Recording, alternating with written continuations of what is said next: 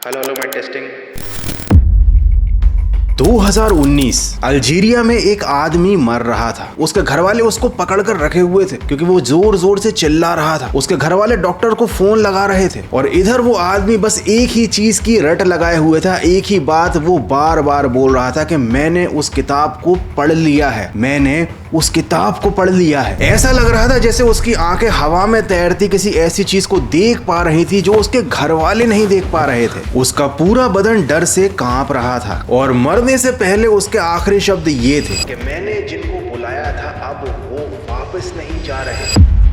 अब देखो, दुनिया में ऐसे बहुत सारे लोग हैं या फिर कहूँ थे जिन्होंने मरते वक्त सेम यही बात कही थी। उन सब ने एक किताब पढ़ी और फिर उस किताब ने उनके साथ ऐसा कुछ किया कि उन सबको डरावने साए, आत्माएं और जिन्न दिखने लगे। उनको ये किताब पढ़ने के बाद एक ऐसा डरावना श्राप लग गया कि मौत खुद उनका पीछा करने लगी।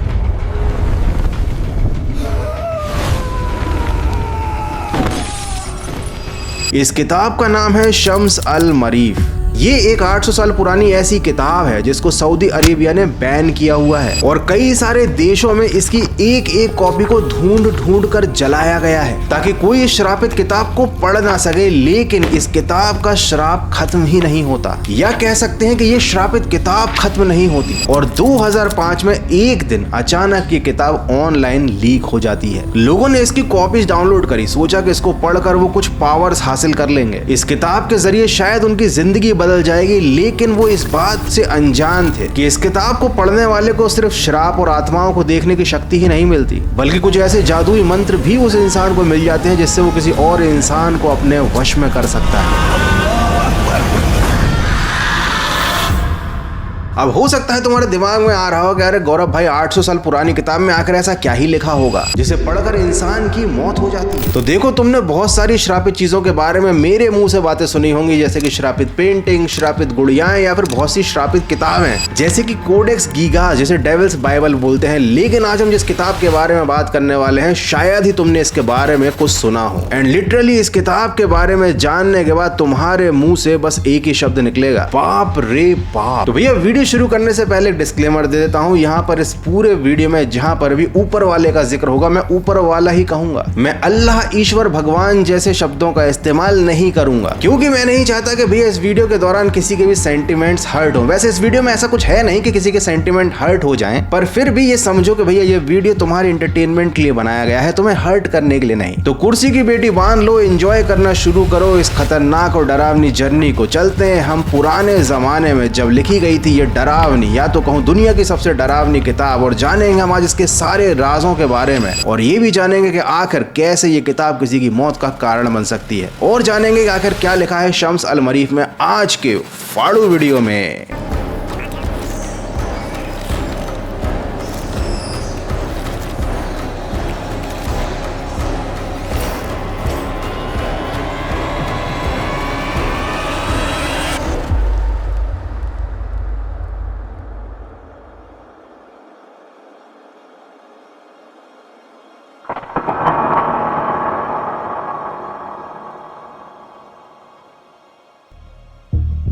छब्बीस नवंबर 1922 इजिप्ट की रेत में 50 डिग्री की गर्मी और एक ब्रिटिश आर्कियोलॉजिस्ट हॉवर्ड कार्टर अपने हाथ में एक छेनी और हथौड़ा लिए एक सील्ड दरवाजे के सामने खड़ा है। और ये कोई ऐसा वैसा दरवाजा नहीं है, ये 3000 सालों से बंद था। इसके पीछे है फेरो तूतेन खामेन का मकबरा, वो मकबरा जिसे ढूंढने और खोलने में कार्टर को 8 साल लगे और आज वो पल आ गया है। कार्टर ने उस दीवार में पहले तो एक छोटा सा सुराख किया और उसके बाद उस छोटे से सुराख में से उसने झांक कर देखा तो अंदर उसने एक ऐसा नजारा देखा जिसे देखने के बाद वो हैरान रह गया, क्योंकि ऐसा लग रहा था कि वो उस दुनिया का ही नहीं है। उसके स्पॉन्सर्ड लॉर्ड कार्नावॉर ने पूछा कि भाई तुम्हें आखिर ऐसा क्या दिख रहा है अंदर। तो कार्टर ने कहा, वंडरफुल थिंग्स।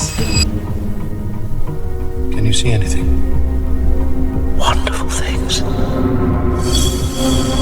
अंदर सोने के संदूक थे, हीरे जवाहरात थे और एक सोने का मास्क था जिसका वजन करीब 11 किलो था। और साथ ही वहां अंदर दीवार पर कुछ लिखा हुआ था। वो लिखा तो दूसरी भाषा में था, लेकिन मैं तुम्हें हिंदी में कन्वर्ट करके बता देता हूँ। लिखा ये था कि जो भी इस राजा की नींद को तोड़ेगा उसकी मौत पक्की है। जैसे ही आसपास के लोगों को इसके बारे में पता चला तो लोकल इजिप्ट के लोगों ने कहा कि भैया ये तो एक श्रापित जगह है। लेकिन कार्टर ने इस चीज को हंसकर टाल दिया, क्योंकि वो अपनी मेहनत को यूं ही फालतू नहीं जाने देना चाहता था। वो इस दरवाजे को हर हाल में खोलना चाहता था। दरवाजा भी खुला और कार्टर ने अपनी जिद भी पूरी कर ली, लेकिन उसके बाद जो हुआ ना, लिटरली उसने पूरी दुनिया को हिला कर रख दिया। तो दरवाजा खुलने के महज 4 महीने बाद जो उनका स्पॉन्सर था ना, लॉर्ड कार्नावान, उसकी मौत हो गई। मरने से पहले वो अचानक से बीमार पड़ गया और 5 अप्रैल 1923 को वो मर गया। इसके बाद एक एक करके रहस्यमय तरीके से वो सब लोग मरने लगे जिन्होंने इस मकबरे को खोलने में उसकी मदद की थी। आर्थर मैस जो कि कार्टर का असिस्टेंट था, आर्सेनिक पॉइजनिंग से मरा। रेडियोलॉजिस्ट आर्चीबाल्ड रेड जिन्होंने मम्मी को एक्सरे किया था, वो मिस्टीरियस बुखार से मरा। 1929 तक उस मकबरे से जुड़े हुए 11 लोग मर चुके थे और कहा जाता है कि इन सब मौतों के पीछे कारण था वो श्राप। लेकिन श्राप के कारण किसी की जिंदगी बर्बाद हो जाना और मर जाना, ये सिर्फ केवल इजिप्ट तक ही सीमित नहीं है, क्योंकि जैसा मैंने बताया 800 साल पहले एक ऐसी किताब लिखी गई थी जो आज भी श्रापित मानी जाती है। ये 40 पेज की किताब थी मात्र, लेकिन जिसने इसको लिखा था ना, उसके मरने के बाद ये किताब 600 पेजेस की हो गई। और इसके पीछे एक बहुत ज्यादा इंटरेस्टिंग कहानी है।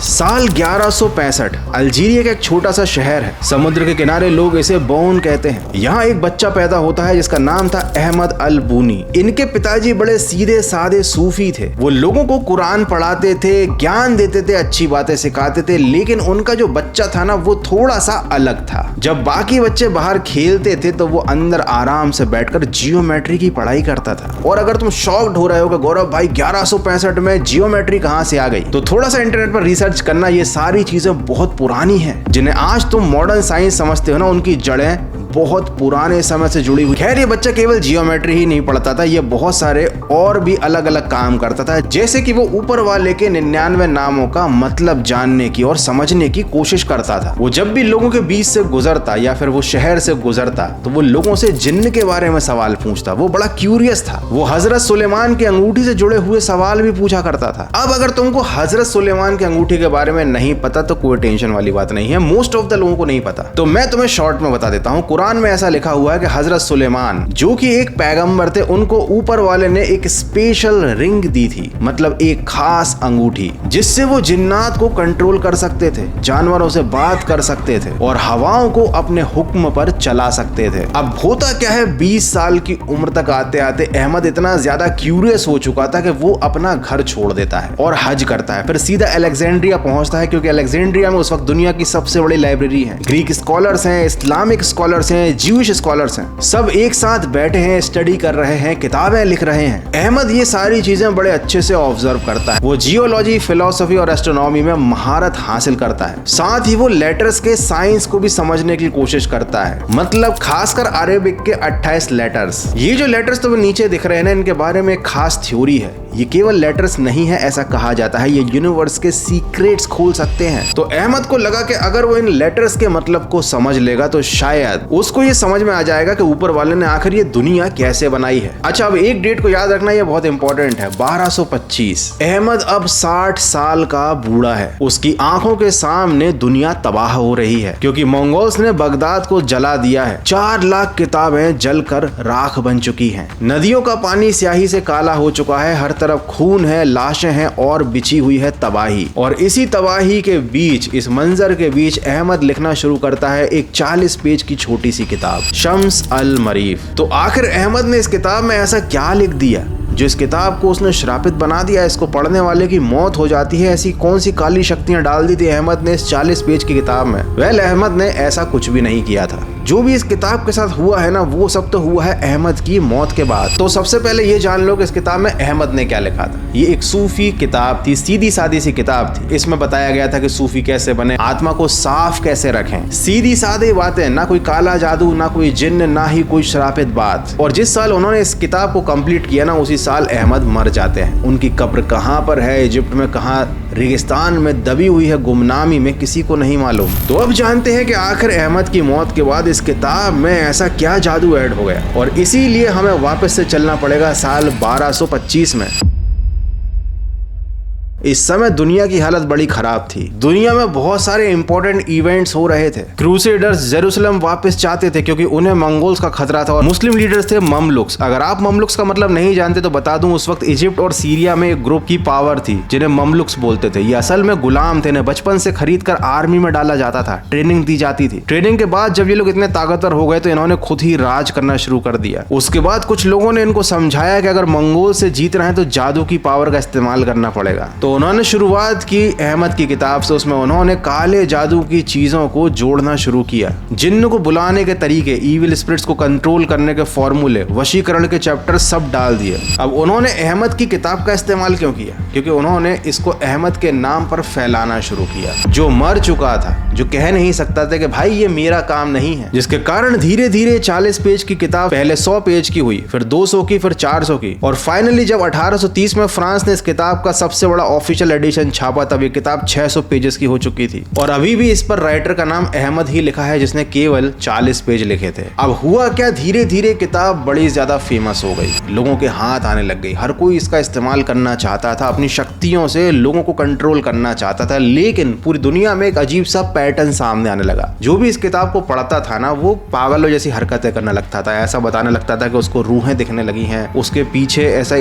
कोई काला साया सा पड़ा हुआ है जो उसको मारना चाहता है। और जब भी कोई इस किताब को पढ़ लेता था तो वो पहले तो बड़ा अजीब सा बिहेव करता था, फिर धीरे धीरे बीमार पड़ जाता था और फिर तड़पते हुए उसकी मौत हो जाती थी। अब इससे इस किताब के बारे में लोगों के मन में डर तो बैठ गया, लेकिन इसकी पॉपुलैरिटी और ज्यादा बढ़ गई, क्योंकि काले कारनामे करने वाले लोग कभी पीछे नहीं हटते भाई। वो इस किताब की डिमांड और ज्यादा करने लग गए कि हम चाहते हैं कि इस किताब को पढ़ें और काला जादू सीखें। लोग एक्चुअली में अब विश्वास करने लग गए थे कि ये किताब सच में श्रापित है। और ये जो जमाना था ना, ये कोई सोशल मीडिया का जमाना तो था नहीं कि लोगों को पता चल जाए कि हाँ भाई इस किताब को पढ़ने से मौत हो जाती है, या फिर एक जो पैटर्न है वो पूरी दुनिया को पता हो। लेकिन धीरे धीरे जो पूरी दुनिया भर के राजाओं के धर्मगुरु थे, उन लोगों ने इस पैटर्न को नोटिस करना शुरू किया। वो समझ गए कि भाई इस किताब में कुछ तो गड़बड़ है। लोग इस किताब का इस्तेमाल करते अपने फायदे के लिए है, लेकिन हो जाता है उल्टा नुकसान। तो एक एक करके हर रीजन में इस किताब को लोगों ने बैन करना शुरू कर दिया। दमिश्क में इस किताब की कॉपीज में ढूंढ कर इसको जलाया गया। 1925 में सऊदी ने भी इसको ये कहकर बैन कर दिया कि लोग इसे एक दूसरे को वश में करने के लिए यूज करने लगे हैं। आई नो कि ये सुनने में काफी अजीब सा लगता है, लेकिन एक्चुअली में ये एक रियल घटना है। और एक टाइम ऐसा था जब लोग इस किताब के बारे में भूल गए थे, लेकिन तभी अचानक 2005 में किसी ने इस किताब को डिजिटली लीक कर दिया और दुनिया भर के लोग इस किताब को डाउनलोड करके पढ़ने लग गए। और उसके बाद हुई एक बड़ी गड़बड़। अब आया इस वीडियो का सबसे इंटरेस्टिंग पार्ट। इस किताब को बिना पढ़े तुम्हें मालूम चलने वाला है कि आखिर तुम इन शक्तियों का कैसे इस्तेमाल कर सकते हो, लेकिन तुम्हें इन शक्तियों का इस्तेमाल करना नहीं है।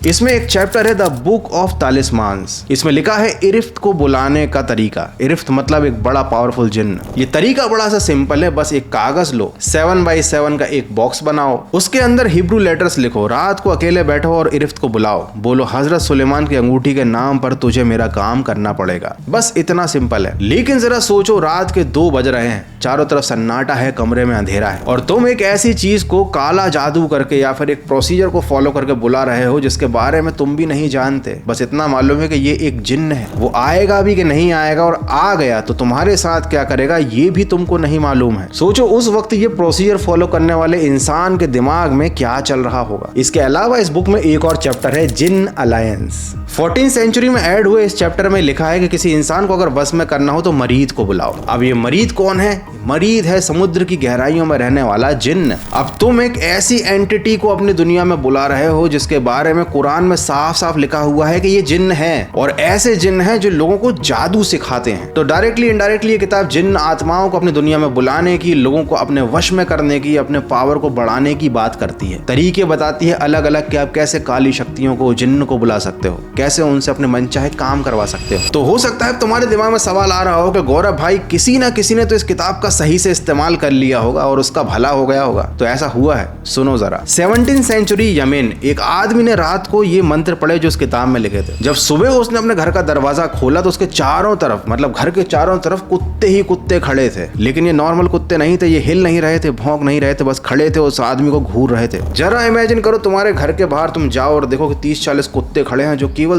तुमको घूर रहे हैं। हालत खराब हो जाएगी, है ना। और उसके बाद वो आदमी पागल हो गया। अल्जीरिया में इसे पढ़ने वाले लोगों ने मरते वक्त बिस्तर पर कहा कि हमने इस किताब को पढ़कर एक जिन्न को बुला लिया और उसने हमारी जिंदगी बर्बाद कर दी। एक आदमी ने कहा कि जब मैंने इस किताब को पढ़ा तो मेरे आसपास की दीवारें हिलने लगी। उसे इतना ज्यादा डर लगने लग गया कि उसके ऊपर उसका घर टूट कर गिर जाएगा और वो उस डर की वजह से ही पागल हो गया। इस किताब को पढ़ने के बाद बहुत सारे लोगों को अजीब सी आवाजें सुनाई देती हैं, वो भी 24 घंटे, ये कभी बंद नहीं होती, और जिनकी वजह से उस किताब को पढ़ने वाले इंसान का मानसिक संतुलन हिल जाता है। तो ये तो थे उस किताब के कारनामे, या कहें सुनी सुनाई कहानियां, या फिर कहें थ्योरीज। पर क्या ये किताब सच में श्रापित है? क्या इसे पढ़ने वाले सच में पागल हो जाते हैं और उनके पागल होने की वजह जिन्न होते हैं? वेल, इसका जवाब तो हाँ है, लेकिन जो लोग साइंस पर विश्वास रखते हैं वो इन सब चीजों को किसी जिन्न का काम या फिर किसी श्राप का काम नहीं मानते, बल्कि वो इसे एक साइकोलॉजिकल बीमारी के एक इफेक्ट की तरह देखते हैं। फॉर एग्जाम्पल, साइंस भी ये बात कहता है कि अगर आप रात में जागते हो, बुरे इंटेंशंस के साथ किसी आत्मा को बुलाते हो, डरावनी सी प्रोसीजर या रिचुअल्स को फॉलो करते हो, तो तुम्हें भी अजीब सी चीजें दिखने लगेंगी, क्योंकि तुम्हारी नींद पूरी नहीं हुई है और तुम अपने दिमाग में पूरे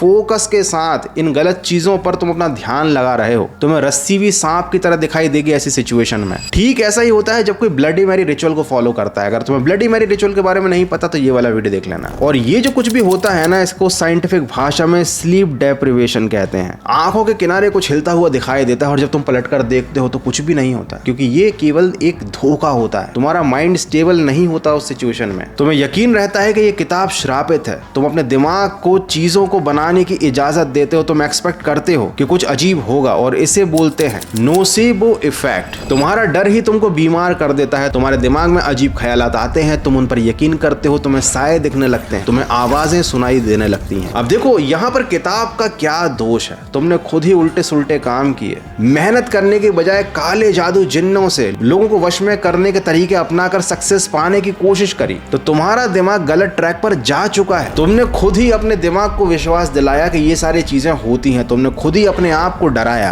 तुमने खुद एक ऐसे दरवाजे को इमेजिन किया जो कभी था ही नहीं, और तुमने उस दरवाजे को खोल दिया। और यही है इस किताब का असली जादू। ये किताब खुद कुछ नहीं करती, इसे पढ़ने वाला करता है। और जिस दिन तुम ये समझ जाओगे कि डर किताब के अंदर नहीं तुम्हारे अंदर है, उस दिन दुनिया की कोई किताब तुमको नहीं डरा पाएगी। देखो, हर किताब कर्ज नहीं होती, हर साया जिन्न नहीं होता, और हर आवाज दूसरी दुनिया से नहीं आती। ये बस हमारे दिमाग का खेल है। तो अब असली सवाल ये है कि आखिर डर तुम पर कंट्रोल रखता है या तुम अपने डर के ऊपर? तो पिछले 800 सालों से इस किताब का खौफ अभी तक कायम है, लेकिन इस वीडियो को देखने के बाद आई एम श्योर कि शायद दुनिया की कोई भी किताब तुमको अब डरा नहीं पाएगी, क्योंकि तुम बन चुके हो गौरव भाई की फाड़ू गैंग के मेंबर, और तुमको पता है कि हर डर सच नहीं होता।